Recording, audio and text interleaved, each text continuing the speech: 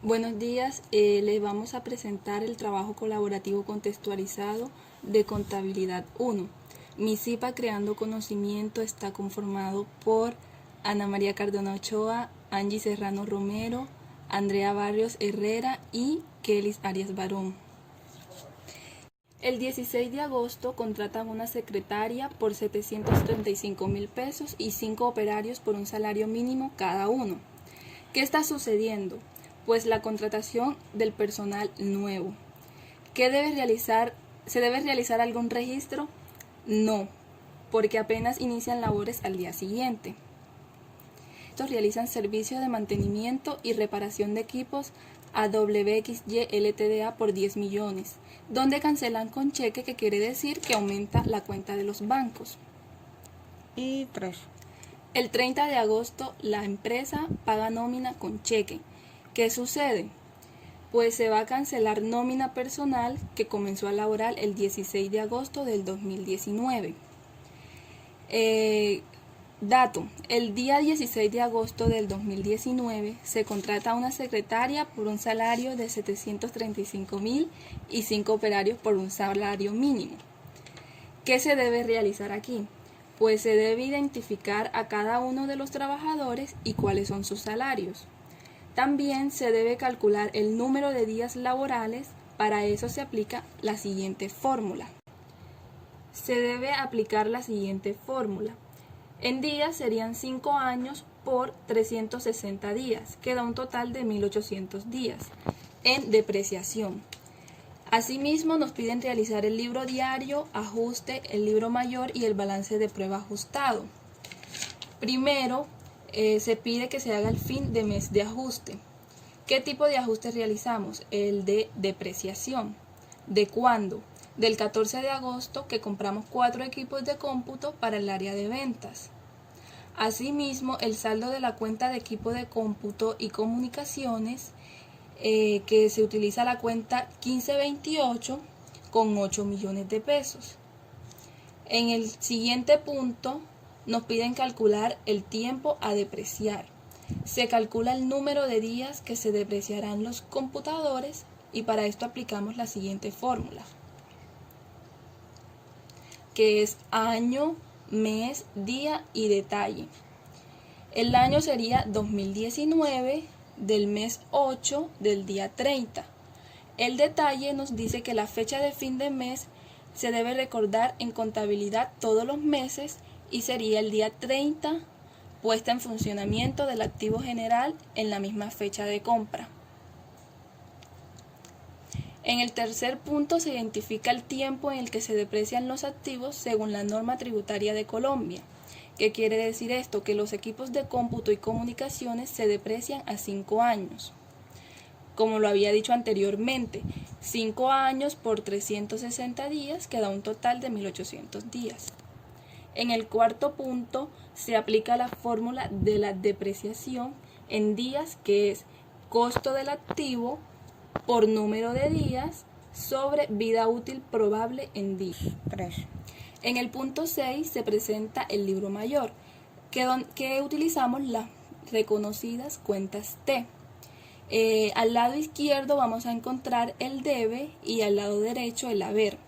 Aquí notamos que utilizamos las cuentas caja, aportes sociales, bancos, gasto de personal, equipos de cómputo y comunicaciones, actividad inmobiliaria empresarial y de alquiler. También utilizamos la depreciación y la retención y aporte de nómina. También utilizamos depreciación acumulada. 2, 3. En el punto 7 nos pide realizar el balance de prueba. Este lo realizamos teniendo en cuenta la ubicación del debe y el haber, y al final se deben obtener las sumas iguales, como notamos aquí. Bueno, seguimos con el segundo taller y pide realizar el balance de comprobación de análisis de transacciones que corresponda de acuerdo a las siguientes operaciones, como lo vemos aquí en la pantalla. Dice, se inicia actividades con dinero en efectivo de 7.200.000, vehículos en 4.500.000, muebles en 1.200.000 y préstamo en banco 1.050.000. Compra de mercaderías por 950.000 pesos, cancelado un 35% en efectivo y saldo al crédito simple.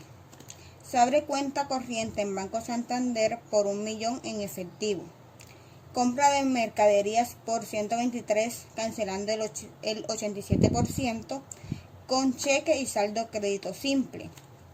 Se otorga anticipo a los empleados por 200.000 con cheque. Se compra crédito a una camioneta en 7 millones.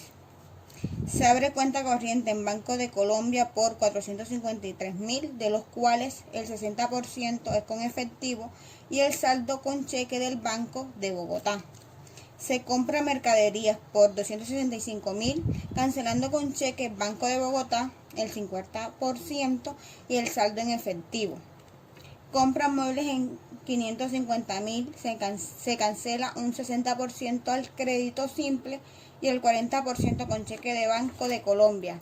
Bueno, después de leer el taller, recordemos que el balance de comprobación es un informe que recoge las posiciones deudoras y acreedoras de una empresa para verificarlas. Se utiliza para comprobar que todos los saldos que utilicemos durante el ejercicio económico sean fiables. Es decir, revisar que mediante el balance de comprobación el balance general es correcto. Bueno, para realizar el balance de comprobación necesitamos pues las cuentas T. Las cuentas T son la representación gráfica de la cuenta contable con sus diferentes elementos que son la cuenta débito y la cuenta créditos. Estas cuentas T nos permiten hacer registros contables y es la forma más utilizada para registrar los diferentes hechos económicos. Bueno, del lado izquierdo se pueden ver se colocan las cuentas débito, que es una anotación que se registra en el debe y representa algo que ya es propiedad de la empresa, por decirlo así.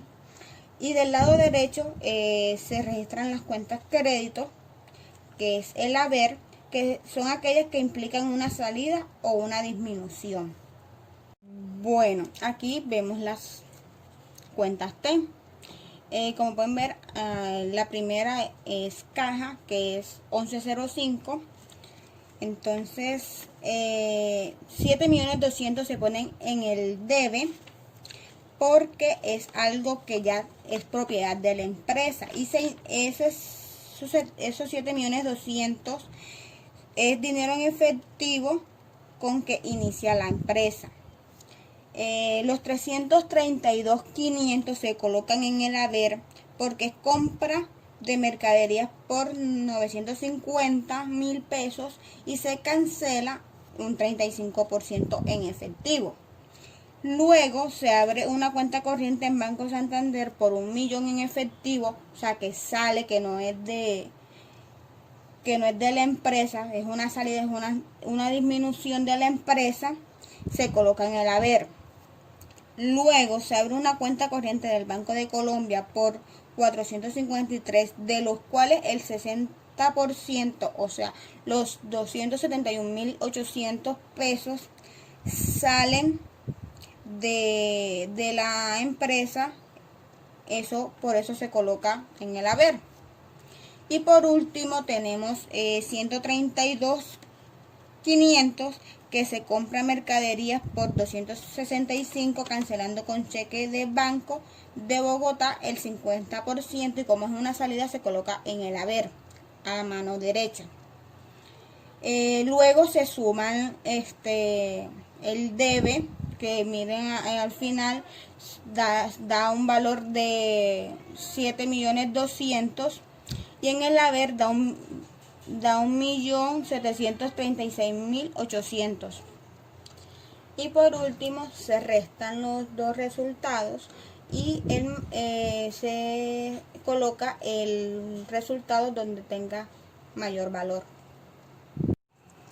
Y por último aquí realizamos el balance de comprobación donde la empresa XYZ lo pusimos pues por código, cuenta, débito y haber o crédito, donde vemos el código 1105 es la cuenta llamada caja, y recuerden que pusimos 5.463.200 en una cuenta T. Y por último podemos ver que el balance de comprobación, lo que realmente pues su objetivo es que al final pues tengan las sumas iguales, y pues aquí pueden notar que las sumas son iguales, donde pueden notar que el balance está correcto, no hay ningún error. En el punto 3 podemos observar la empresa Fontaner SL, la cual tiene como objetivo social la dedicación de comercialización de accesorios y materiales de fontanería. A continuación se nos pide realizar el libro mayor, o también conocida las cuentas T, a la fecha del 1 de noviembre de 2018. Las cuentas en las cuales veremos todos los movimientos o transacciones que realizó la compañía. Como podemos ver aquí contamos con las cuentas de banco, que es la 572, también tenemos cuenta de mercancía, que es la 300, y tenemos la cuenta de ingreso de arriendo, que es la 552. Como mi compañera anteriormente lo dijo, del lado izquierdo contamos con las cuentas del debe, y en el lado derecho contamos con las cuentas a haber. Pero antes de profundizar en el tema, podemos denotar que el PUC o las cuentas que aparecen en cada nombre es diferente, dado que hay empresas que adecúan el PUC o contabilidad dependiendo del objetivo social. Un claro ejemplo aquí es la cuenta de banco. Actualmente las que más se utilizan es la 1110, y en contamos con la 572. A continuación se nos pide realizar el balance de comprobación a partir de los datos contables dados anteriormente. Pero antes que nada quiero dejar en claro que el balance de comprobación es aquel instrumento financiero que utilizan las empresas para ver los saldos de los débitos y de los créditos por cada cuenta. Por otro lado, un acreedor es aquella persona jurídica o natural a las cuales se le debe una deuda. Es decir, que para las empresas los proveedores son acreedores siempre y cuando se le deba un dinero, mientras que un deudor es aquella persona que exige o posee el dinero. Cabe decir que las diferencias entre los totales del debe y del haber son las mismas, ya que si el debe es mayor que el haber, el saldo es del deudor. Mientras que el haber es mayor, que si el haber es mayor que el debe, el saldo es acreedor, como lo podemos ver aquí. Podemos ver que en nuestro balance de comprobación ingresaron en banco 28.260 pesos. Y pagó como tal 8.850 pesos. Es decir, que en esta cuenta quedaron 1.910 pesos. Otro también aquí es el ingreso por arriendo. Se puede ver que fue de 260.000, lo que quiere decir que somos acreedor de 260.000 por ingreso por arriendo. También contamos con elementos de transporte, donde se cuenta con 2.000.